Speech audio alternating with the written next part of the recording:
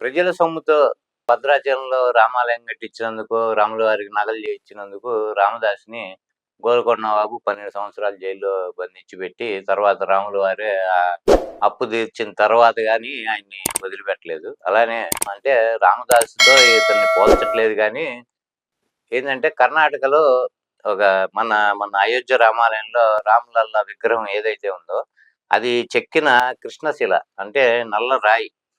మనం ఆ విగ్రహం చూస్తే అంత అద్భుతంగా ఉందో చూడొచ్చు. అలానే ఆ విగ్రహం ఆ రాయి యొక్క ఆ ప్యూరిటీ, స్వచ్ఛత ఎంత బాగుందో మిలమిలా మెరుస్తూ.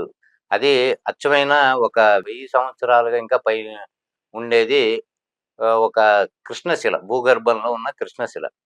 దాన్ని గుర్తిచ్చి ఈ రామలల్ల విగ్రహం చెక్కటానికి ఆ రాయిని గుర్తిచ్చినందుకు కర్ణాటక కాంగ్రెస్ ప్రభుత్వం శ్రీనివాస్ నటరాజ్ అనే ఆయనకి రూ.